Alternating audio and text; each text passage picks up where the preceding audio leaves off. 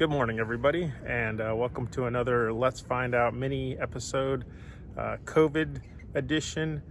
We are here in the city of, well, we can't say because the owners asked us not to say. We are in Orange County. It's a beautiful sunny day, and we're here to look at a special fruit. So come on and join us. Welcome to another Let's Find Out.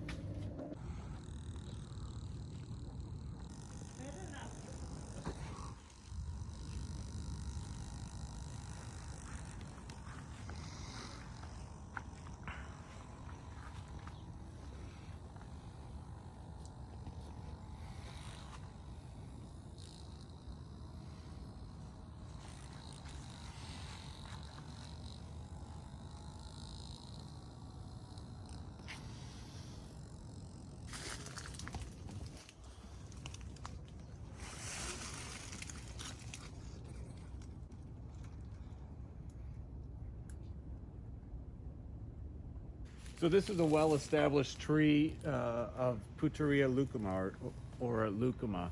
It's a fruit of the Puteria genus. The tree is found mainly in the highlands of Peru and the Andes, so Colombia, Peru, parts of Ecuador, and Chile. It grows fairly large, somewhere between a half kilo and a full kilogram, so it can be quite large. It reminds me of mamey sapote in terms of size, so it's also in the Puteria family. This has been described as something that has a caramel-like flavor and can be eaten by itself, but it's typically used in addition with other things. So it's typically added to milkshakes and other desserts to impart a caramel-like flavor. It can be very, very nutritious. It's been added to a lot of health food stores as a powder because it is very nutritious, and reportedly during famines or other times, families will turn to this as a sustenance crop. So in terms of propagation, grafting appears to be quite difficult to do. And because of that, the most success appears to be with approach grafting. Approach grafting is an interesting take on grafting in which instead of having a scion and a rootstock, you actually have two live plants that are connected to each other. So instead of one live plant and one separate scion or stick, you've got two live plants that are attached to each other, and then you slowly whittle away at the mother plant until that's disconnected. So here we have a couple of examples of approach grafting.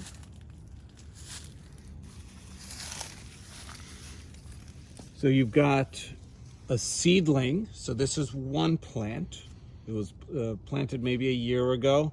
It's got its own shoots, its own roots, its own trunk. And then you have the mother tree. This is an offshoot of the mother tree that comes in, and here's a branch, and you'll scrape away the two pieces of wood, so maybe 40 to 50%. You'll bring them together and attach them like so, and then you just wrap them. And sometimes it won't heal, the two won't attach, the pieces of wood will heal separately and they'll just come apart. But if they heal together and they fuse, you now have two separate plants that have been joined together, almost like in matrimony. And then what you'll do is you'll slowly sever the mother connection and the daughter extension. So it'll go from two separate roots and two separate branches to one rootstock root and one mother branch. Some people will separate all of a sudden, but the homeowner here has had a lot of success slowly chipping away at the... This is a more established graft. Again, here's the seedling rootstock. Here's the mother branch. It is curling off and up, and you can see the attachment without the wrapping here. So here's the scion, the desired variety, and here's the seedling, and they're fused here. And as you separate them, you can either cut completely here at the base of the mother plant, or Again, you can slowly just peel it away and just watch the sign to make sure it's doing well. So this is the inside of a flower. The flower itself seems to be sealed like many other plants in the Pucheria family, and it'll stick out a little tongue. And that appears to be the part that catches the pollen. That's the stamen. If you open it up, you'll see the anthers on the side with the pollen, and it seems like they're really close to each other. I can't tell if the flower itself is self-fertile or if it needs to be fertilized by another flower, but there are ants crawling around here. We've seen bees around as well, but I don't know if bees can fully reach in. However, the vibrations of the bees' wings may certainly help bring the pollen closer to the anther, and certainly ants crawling in and out can certainly pollinate these. We have one good-sized fruit.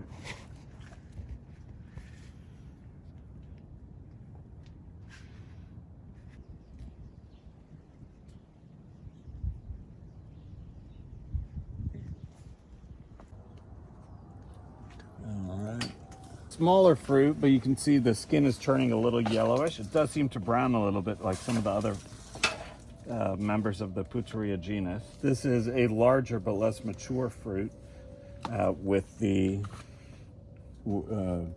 immature green skin. I don't even know.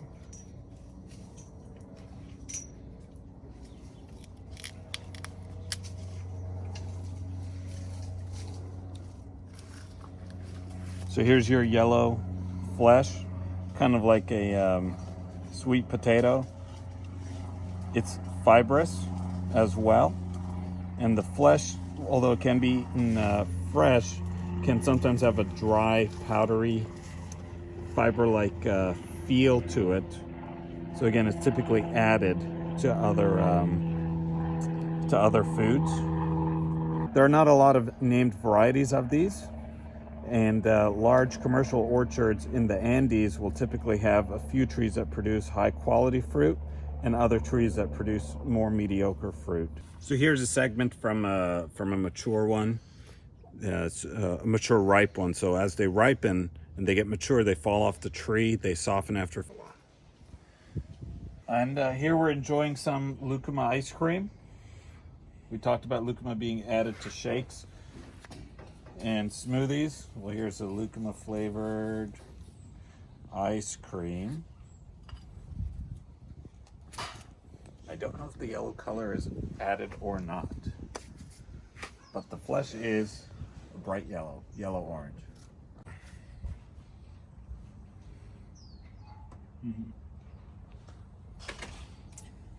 Definitely has that caramel-like flavor.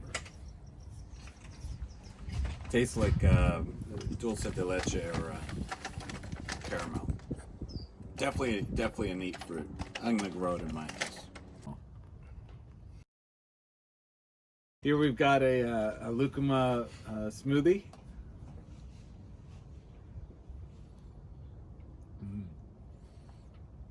Very strong flavor, excellent flavor. I like it. It's very bold. Not too sweet in terms of the sugary content, which I actually like. Allows the base of the fruit to come through, and you don't get yeah, I can see why it's added to smoothies and milkshakes. Has an excellent sweet-like flavor without that generic sugary taste. Everybody, well, I hope you had fun taking a look at lucuma. And that's it for our location today. Thanks for stopping by. And I hope you enjoyed the little mini Let's Find Out episode that we just did. Have a good day. Bye.